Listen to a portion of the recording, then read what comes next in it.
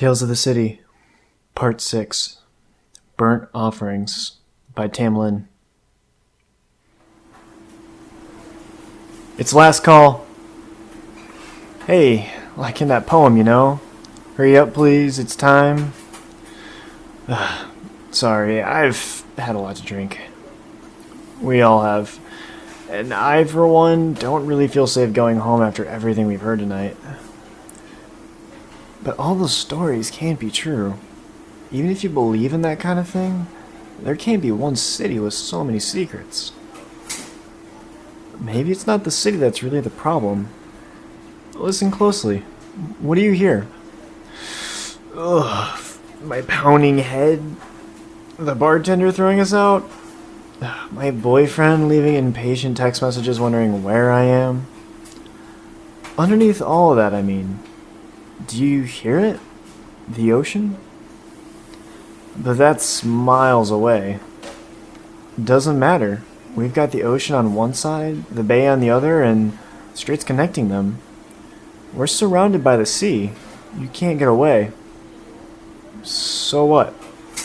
Maybe the ocean is the reason so many strange things happen here. Maybe there's something in the water. Here, we have a little more time before this place is really closed. Let me tell you about it. My mother told me he went off to become a frogman. The stringer stopped writing, certain that she had misheard the old woman. They sat in a small, pretty house just a few blocks from the ruins. A house that smelled persistently of cat, despite no cat being evident. The old woman, her name was Mary Wayland, she was in her 60s but looked much, much older. Had a voice only slightly more pronounced than silence, and the stringer could never be completely sure that what she had written down was anything close to what the woman had actually said. "A frogman?" the stringer asked. "That's what they used to call a deep-sea diver in the old days, on account of the flippers and the wetsuit and the goggles." She mimed goggles over her eyes. "He always said that's what he wanted to be when he grew up, so when he ran off, that's what Mother told me he was doing." The stringer nodded and continued writing without comment. The conversation was going on 45 minutes, and the frogman thing was the most coherent comment she'd gotten so far. She checked the time and found that the light would be waning outside. She would have to hurry if she wanted to shoot the ruins today. She skipped to her last question. "I understand that he was an artist, but no one ever exhibited his work." "That's right," Maria said. "In fact, here." The old woman stood. She was not a little old woman, despite her tiny voice. She was still tall and thick-limbed. She reminded the stringer of a huge bird, a crane or a stork. The old woman brought out a flat package, a little over a foot on each side, wrapped in brown paper. "You mentioned on the phone, and I thought your magazine might like to use this in the article. It's a charcoal sketch you did. Go ahead, and keep it. I've got plenty more just like it. Hundreds, maybe. Mother kept them all after he left." The stringer accepted the package, feeling as if she were receiving an unwanted Christmas gift from a relative she barely knew. She left with the package under her arm and her camera around her neck, glad to be free of that clinging cat odor. 40-plus minutes of conversation had yielded less than a page of notes, but with the sun at just the right angle on the horizon, it was not too late to get some good shots of the ruins. The day needn't be completely wasted. The smell of the salt breeze coming from the beach stung her nostrils. The stringer had never particularly liked the ocean. She'd rather have lived anywhere but a coastal city, but the city was where the work was. She had a regular position as a staff photographer at a decent magazine for a while, but now she was back to being a stringer, living off of freelance work and making it by job to job. The assignment about the ruins had been a lucky break, but breaks were fewer and further between all the time. She crested the hill and started down the hiking trail toward her destination. The beach that served as the fringe of the city's westernmost side terminated in the north in a series of rocky pools, particularly hazardous to anyone traversing the coast by land or by sea. But the spectacular views of the waves crashing against the shore had always encouraged developers to build on the bluffs overlooking the area, which is why, 100 years ago, the old mayor built his theater palace there. People in the city would come all the way out to the beach complex for circus acts and dancing shows and indoor pool and whatever else the wizard who owned the place cooked up. It even had a museum of ancient Egyptian artifacts. But in the 50s, it fell on hard times and the family sold it to an outsider, George Wayland. He closed it 10 years later and then skipped town. And no sooner was he gone than the whole thing burnt to the ground. Wayland himself disappeared, apparently never disembarking from the ship that carried him away from the city. He left behind a wife, a daughter, now an old woman who lived just a few blocks away in her cat-smelling house, and a legacy of unanswered questions. And the place for the pool and circus and the museum once were sat untouched for decades, slowly falling apart, filling in with water and silt and wild plants until it resembled an ancient ruin. And that was what the people called it, the ruins. It was never fully torn down. Folks decided they liked the look of it, the crumbling stone walls and enormous water-filled pits along the beach, and the coastlines looked more like the remains of a Roman village than anything a turn-of-the-century showman built.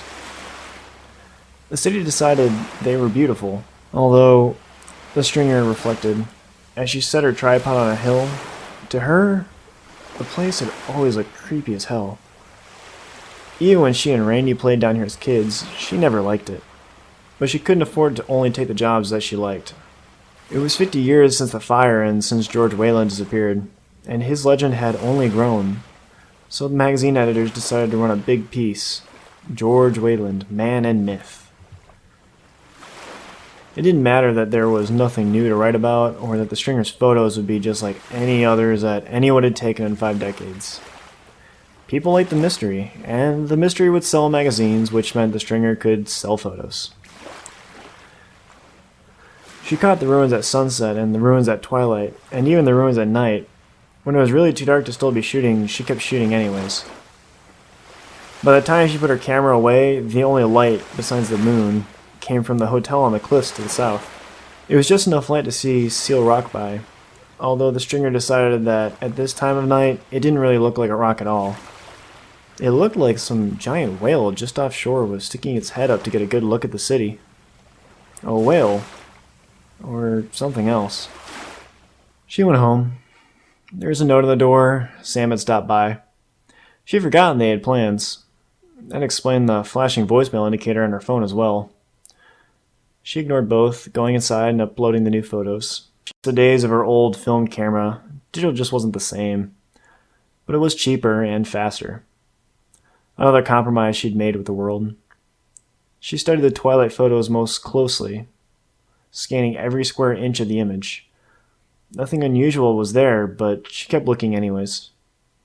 After 2 hours, she just gave up. Another wasted day. She flopped onto the couch, picking up a magazine off the table. She turned to the most well-worn page, and there was a smiling picture of George Wayland and the headline, George Wayland, Man or Myth. The magazine had gone to stands 2 weeks ago. She turned in the photos for it a week before that. The money from it had already been spent. She should have been chasing other leads, should have been getting after editors for more assignments, should have been paying her bills, but instead she kept going back to the ruins day after day, taking more worthless photos. Hitting up the old woman had been a move of desperation, and she felt bad about lying and saying she was there on an assignment. The old bat was so senile, she didn't even remember reading the finished article when it came out. But it was the only lead she had. And now it was a dead too. She should give up on it, but she couldn't. There was something about the ruins only she knew. Something she couldn't let go of. Thinking about the old woman reminded her of the sketch. She left it by the door, still wrapped in brown paper. She retrieved it. When the package was opened, she flinched. It was as promised, a charcoal sketch. It depicted a mere flat expanse of ocean disturbed by an anomalous sea creature breaching the surface, foam spraying from its jaws and water streaming down its huge body. It was impossible to tell what the animal actually was supposed to be, but it made her think of some kind of dragon, bristling with flippers and fins. It was impossibly ugly. A few human swimmers were added for scale. They were tiny next to the monster, so small they were practically stick figures. The stringer frowned. Why the hell would Mary Wayland give her this? She then chided herself. The old bird was nuts. What did she expect? And what had she said? That her father had done hundreds like this? She suddenly wished she had had it before the story went to print. The editor probably would have loved it. It would have gone great with the one graph toward the end. How would it go? She picked up the magazine and read. Urban legend persists that Wayland himself set the fire that destroyed the pool complex. Not an insurance scam, but to destroy the evidence of the secret ritual murders he supposedly committed there. No serious historical evidence suggests any truth to these rumors, but local kids still sneak down to the ruins late at night in hopes of hearing the ghostly screams of those who have said to died out there. The stringer snorted. All BS, of course. But people in the city loved their ghost stories. Randy had too. She went back to the sketch. Something about it was bothering her. On a hunch, she opened the back of the frame and removed the delicate paper. In the lower right-hand corner, something was written. She thought at first it was Wayland's name or initials, but now she saw it was a word she didn't recognize. The closest she could decipher it was Aspidocolone? Curious, she went to the computer to look it up. Aspidocolone is a fabled sea monster, variously described as a large whale or vast sea turtle. It was supposedly so large as to be mistaken for an island, its great shell appearing like a rocky outcropping.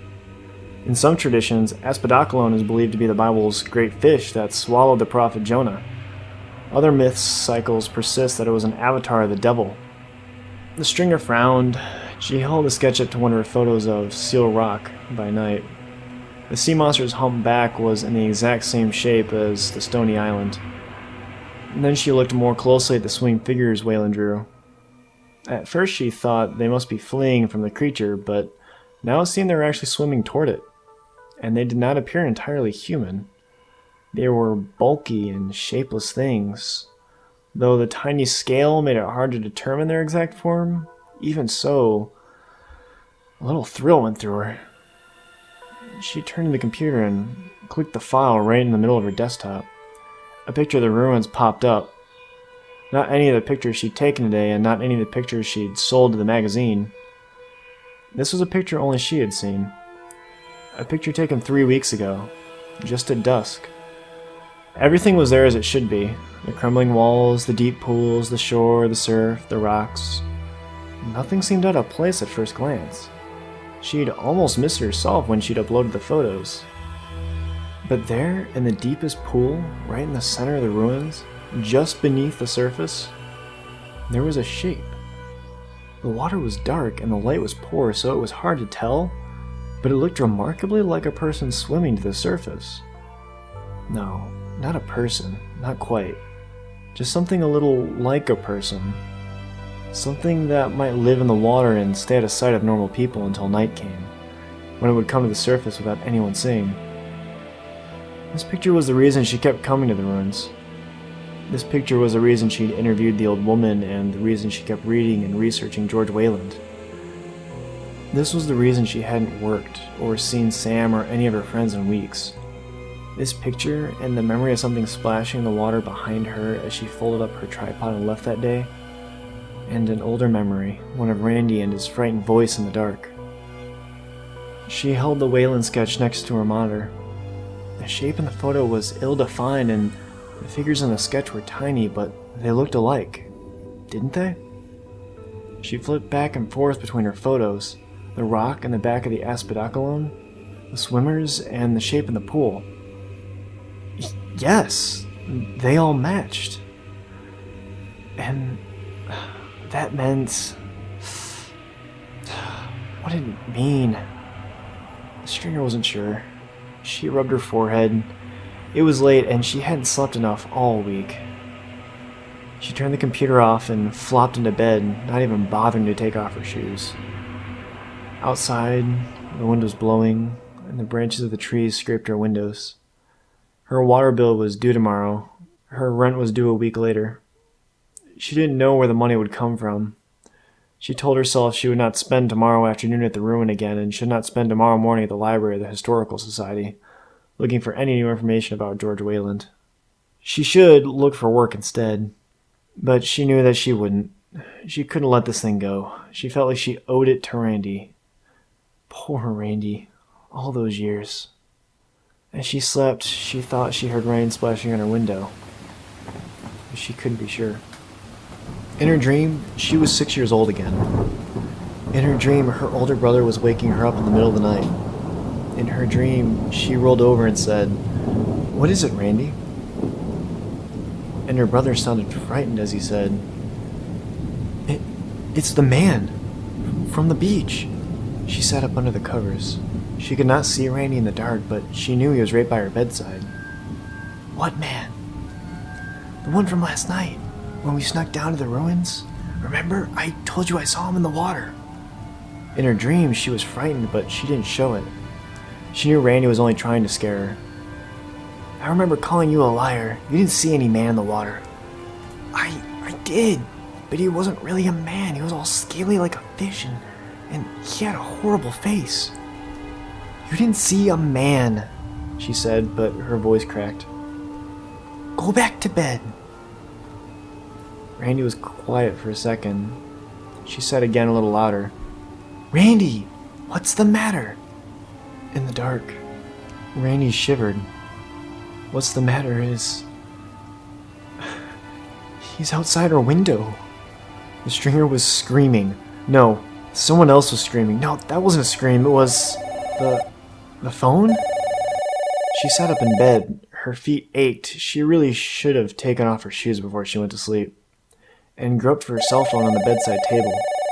The tiny shrieking ring was cut off as she pushed the button. "Hello?" she said.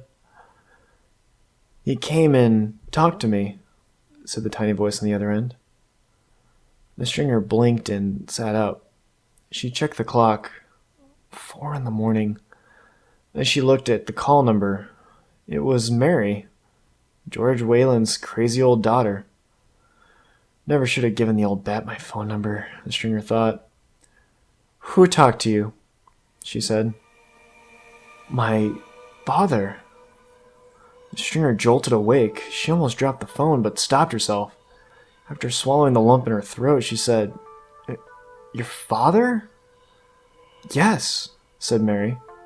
Her voice was even softer than usual, but it was brimming with enthusiasm.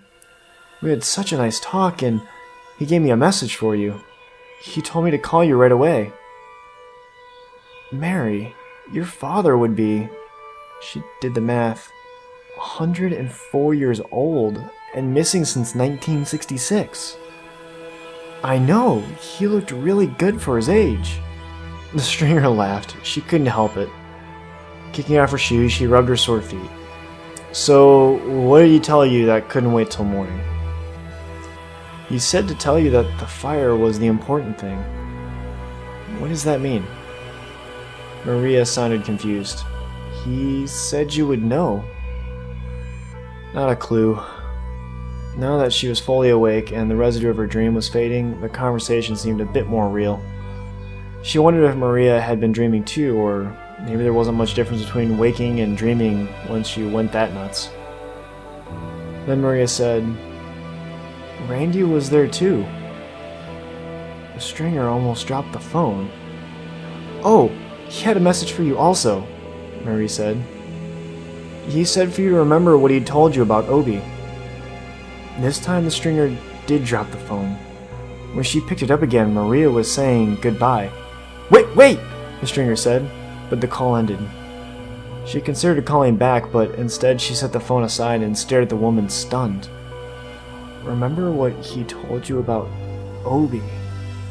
Impossible. The old woman couldn't possibly know about that.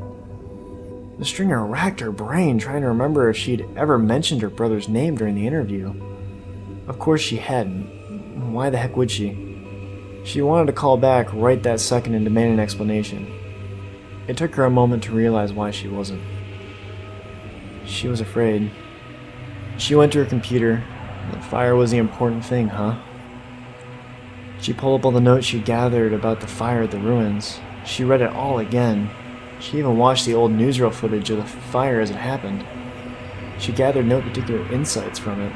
She sat at her desk for another hour, lost in thought. When it was late enough in the morning, she picked up the phone and dialed a number she knew by heart by now. A voice on the other end said, "Western Neighborhoods Project." She asked for the director by name. They were one of the oldest and busybodiest historical groups in the city. If they couldn't tell her what she wanted to know, nobody could. She was afraid she might go to voicemail, but eventually the woman she wanted answered. "Hello, Dr. Olmsted?" the stringer said. "I had another research question for you." "About the ruins?" Olmsted said. "I thought your magazine already ran that story." "They did, but I'm doing a little follow-up." She paged through her email as she talked. No paying offers, although there were plenty of blogs who wanted permission to run her photos. None were offering any money, though. "I was just wondering about the fire." She hesitated. "Yes?" Olmsted said. Not entirely sure why she was asking, the stringer said, "I was wondering, is there any truth to the rumors that human remains were found in the wreckage?" "None at all," Olmsted said. But she said it too fast, as if she'd been expecting it and that answer had been prepared. "I see," the stringer said.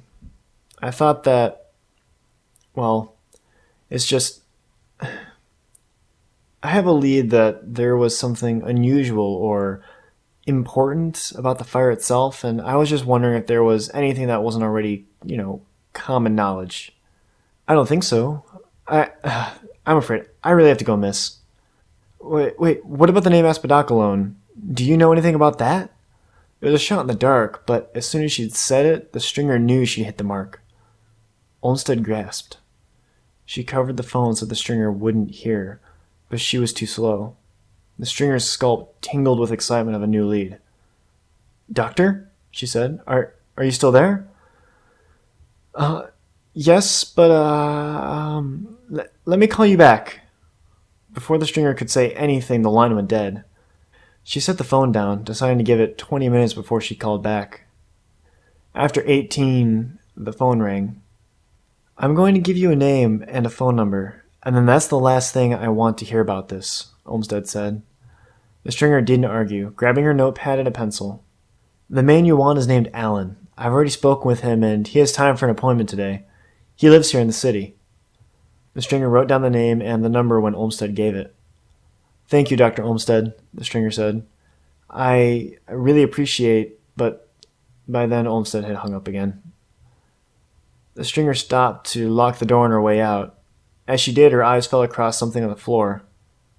A wet spot on the hallway carpet. She frowned. The stain hadn't been there the night before. Whatever someone had spilled, it smelled bad, and it looked gray and briny. It reminded her of the ocean. As she turned her head, it almost looked like a footprint, although not a print that would be left by any normal foot. She hurried down the elevator and out into the street. Her appointment was in an hour, and she could just barely make it. The door said, Z. Allen, and nothing else. It was the kind of nameplate you usually saw on a college professor's door, but it was fixed to the front of an ugly little house on Laguna Street. It was so out of place that it made the stringer hesitate before knocking, and before she could work up the nerve again, the door opened on its own. She was greeted by a bald, pop-eyed man, probably the same age as Mary Wayland. He smiled and greeted her by name. "Dr. Olmsted said you'd be stopping by. Let's talk in the library." The library turned out to be a spare bedroom converted into an ad hoc office, though there were a great many shelves full of aged books. There were 2 pictures on the wall, one of a young woman holding a baby and one that seemed to be a much younger Z. Allen, surprisingly wearing a fireman's uniform. The stringer sat in the spare chair, notebook at the ready, and then she realized she actually had no idea what she wanted to ask. Allen came to her rescue. "I suppose you want to know about the Daganites." "I do? I mean, yes, I do." Old Olmsted sounded annoyed when she called. She hates people pestering her about the Dagon thing, but I love to talk turkey about it. Or tuna, as the case may be. The stringer couldn't tell if she was supposed to laugh at this, so she did. Are you on the board of the Western Neighborhoods Project? No, I'm just someone they keep on call. Amateur historian with my own peculiar specialties. In this case, the Esoteric Order of Dagon. What do you know about it so far? Not much. She scribbled the words Esoteric Order DGN on her pad. The unfamiliar esoterics spelled in full so she would not mistake it later. I guess you're too young to remember the Summer of Love. I'm more of a winter person. Yes, there are not too many of us original flower children left, but what people don't realize is that the counterculture wasn't just free love and walking barefoot down Hate Street.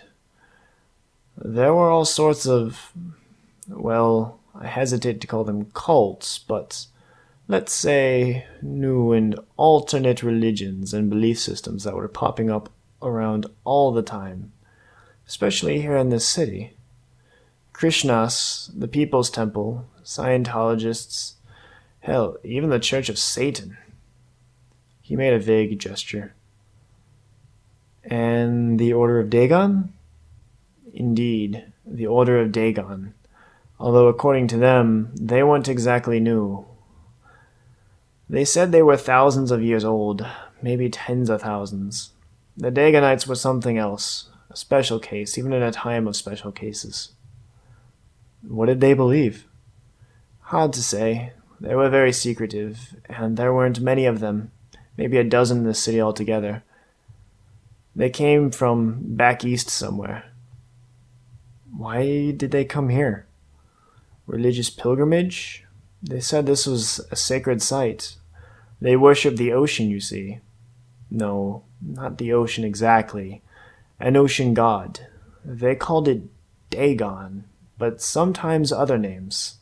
Cestus or Timet or Aspidakalon? Yes, that one. He looked at her strangely for a moment.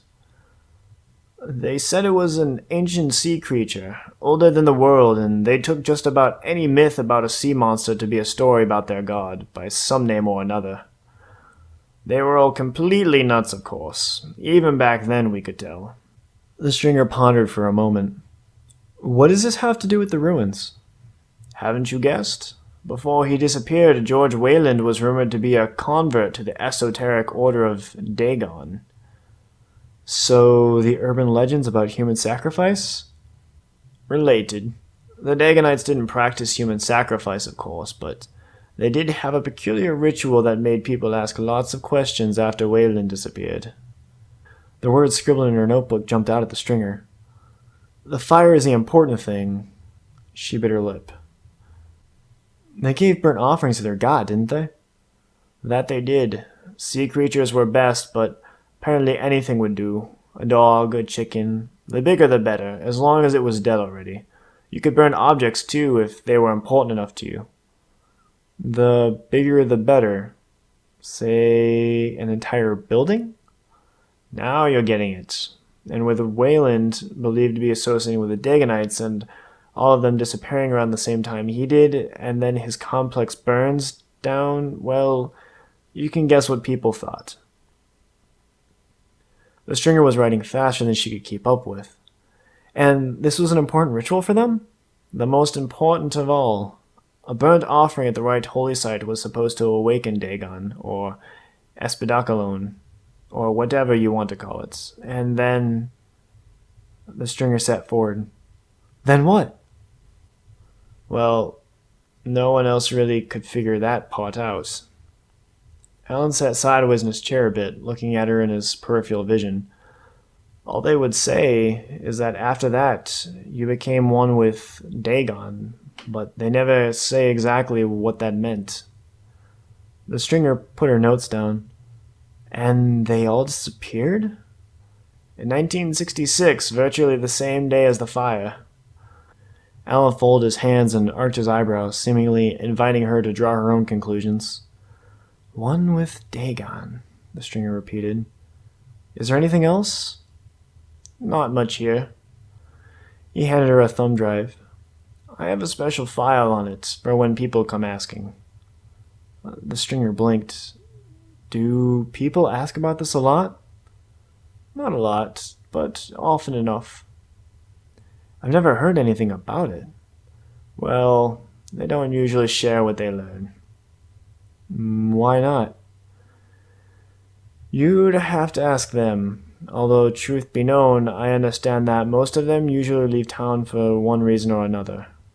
I've never talked to the same person twice about it, except for Dr. Olmsted. But why? Now Ellen's face told her she shouldn't be asking anything else. Taking the thumb drive, she thanked him and left. Sam had left another note on the door. We have to talk. Stringer ignored it. She stepped over a pile of bills overflowing the mail slot, going straight to her computer, plugging in the thumb drive and not even bothering to check her email for job offers that wouldn't be there. This was more important. She pored over Alan's notes, but in truth, she didn't really need them. She'd figured it all out. They'd given her all the answers that morning. The fire was the important thing, and remember what he said about Obi. In her mind, the stringer was 6 again, and her brother was waking her up, scared in the middle of the night, and pointing to the window. It's the man in the water, he said. He says I have to go with him. She looked at the window for a split second, but then looked away. Was there really something there? She didn't want to know. Instead, she hugged the covers tighter and said, You're fibbing. If there's really someone there, then go get Dad. Randy shook his head. I can't. I don't want him to know. His voice faltered for a second. I did a bad thing, he said. I took up Obi. What? She'd sat up all the way then, too angry to still be afraid. I'm sorry, Randy said. She could tell he was crying. He was my cat. Mine. I know, but I'd heard... they say that if you take something, and something dead and you burn it the right spot. Burn it? You mean you... I'm sorry. I just wanted to see what would happen. I wanted to have something to show you when we snuck out, and now he says I have to go with him. And Randy pointed to the window again, and she had looked. And as much as she tried to, she never really forgot the face she saw there. She'd run then, screaming into Dad's room, and he said that it was just a nightmare, but when they got back to the bedroom, Randy was gone, and the window was open, and there was water on the floor. And nothing was ever the same again. She'd never told anyone what Randy said about Obi, and she'd never told about the face at the window, though for a long time she'd only ever remembered it in dreams. The photo made her really remember again. That shape in the water, just a little too familiar. Just a little too human. Her phone beeped. She started. Hours had passed. It was dark out now, and she assumed the message was from Sam, and she was about to turn the phone off, but then she saw that it was an unfamiliar number. The message said, Come to Mary's. Hurry. And beneath that, Remember Obi? That was all she needed. She was out the door in a flash. She barely had the presence of mind to bring her camera. She ran 2 red lights crossing town. What would the tickets matter? They could pile up unopened with the rest of her bills. She came to Mary Whalen's house. The door was open, so she let herself in. The strange cat odor was gone, and it had been replaced by something else. She found Mary at the foot of the stairs. She must have taken a nasty fall, or perhaps the stringer. Couldn't help but think as she observed the wet and misshapen footprints still visible on the carpet. A nasty push. It didn't matter. The stringer wrapped the body in a blanket and then lifted the ungainly, long-limbered corpse and hauled it outside. Dear God, she thought. What if the neighbors see me? She hastened to get the body in her back seat as fast as she could. She searched the garage and came up with a gas can that had a slosh of liquid in the bottom. She took that too, and then she was driving to the ruins. There were no tourists, no joggers, and no kids around this time. That was lucky. The trail leading down was steep, and she had a hard time with her arms full of the old woman's body and dragging the gas can along too.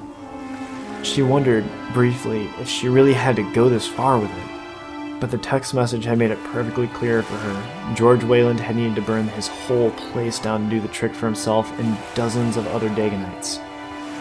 Randy only needed a cat, but he'd been 8 years old. The bigger the better, Alan had said. So the stringer wasn't going to take any chances. She suspected you only got one shot at this. The ocean wind was particularly cold that night. There was no moon, but she could see the great rock off the coast anyway. Was this the right spot? It had to be. Where else was there? She set the corpse down on the rolled-up blanket and doused it with gas. She hoped no one from the hotel was watching. She only needed a minute without anyone interrupting to do this right. The box of matches rattled in her trembling fingers. It took 4 tries to get a match that stayed lit even with the wind. She held her breath, looking at the bundle on the wet sand. Was she really going through with this? But then the match dropped from her fingers and whoomph! Of heat and black acrid smoke hit her square in the face, and the decision was out of her hands. The fire burned out fast, but the heat was intense. Sickening fumes from the blanket's synthetic fibers mingled with the even less pleasant odors. She held her breath as long as she could and retched when she couldn't. Nearby, the waves crashed against the rock over and over again. She watched as the body burnt down to the bones, and the bones burnt down to ashes. She expected at any moment for someone to come along, for her to see flashing lights and hear sirens, but it didn't happen. Nothing else happened either. When the embers were out, there was just a black spot on the sand and a lingering stench. The stringer wiped at her eyes. Was that it? Had she not done it right? Or was it that she'd been wrong? That there was nothing to the stories? That she was going... Movement. Out there, somewhere. It was dark, but she could still swear that the huge rock, the small island just offshore, was moving. But that's impossible, she told herself. The water here isn't deep enough for anything that big. Unless most of it is buried. Buried in the ocean floor for thousands, maybe even millions of years. Only stirring when someone made the offerings. When someone was ready to become one with Dagon. And that's when she saw the lumbering shape coming toward the shore. The man in the water. And not just one. Lots of them were coming. Lots and lots drawn by her signal fire. They paddled toward her, scaly flesh dripping with brine. She was glad it was dark. She still remembered that childhood face at the window. She did not want to see those faces like that again. But she knew that one of those faces would be the one she was looking for. And then she'd finally be able to say that she was sorry. That she missed him, that she loved him, that she had done all this just to see him again one last time, no matter how. And then, the great rock. Not a rock at all, of course, was still moving out in the surf. And those things coming to shore would not just leave when she wanted them to. She had made the offering. She had signaled that she was ready to become one with Dagon. She suspected that Dagon was not the type to take no for an answer. At her feet in the tide, something splashed and slithered and slid through the muck on its belly.